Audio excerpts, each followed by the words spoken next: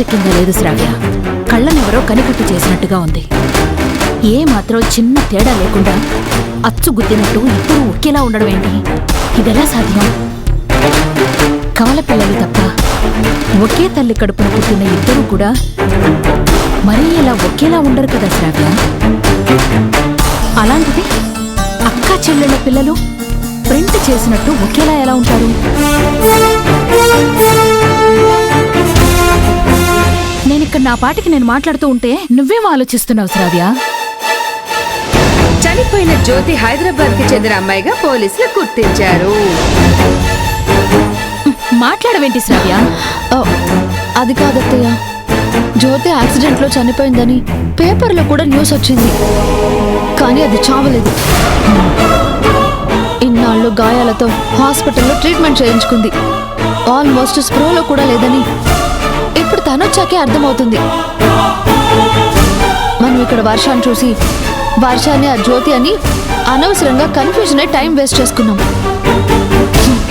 ఇప్పుడు వచ్చింది కన్ఫర్మ్ గా జ్యోతిని. మీరు అనవసరమైన అనుమానాలు పెట్టుకోకండి. ఒకేలా ఇద్దరు ఎందుకున్నారంటే ఉన్నారు అంతే. కళ్ళ ముందు క్లియర్ గా కనిపిస్తున్నారు కదా. అది కూడా కరెక్టే శ్రావ్య. అత్తయ్య, ఇక మన డౌట్లు చాలు. తన జ్యోతిని, శారదా మీద ఉన్న మీ పగని జ్యోతి మీద తీర్చుకోండి. తను మళ్ళీ రాజుకి దగ్గర కాకుండా ఎలా దూరం చేయాలో నేను చూసుకుంటాను. సరేనా అత్తయ్య? అలాగే శ్రావ్య, నువ్వన్నట్టు డైలమాతో మనం చాలా టైం వేస్ట్ చేశాం. ఇక నుంచి మన టార్గెట్ మీద ఫోకస్ పెడదాం.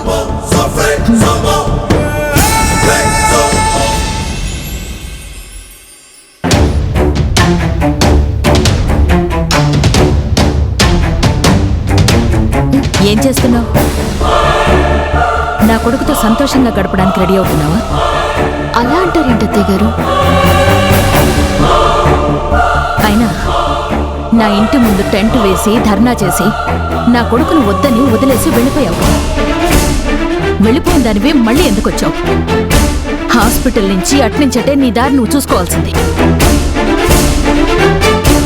చూడు, నువ్వు వచ్చినంత మాత్రాన నా కొడుకుతో కలిసి నిన్ను సంతోషంగా ఉండనిస్తాను అనుకుంటున్నావేమో.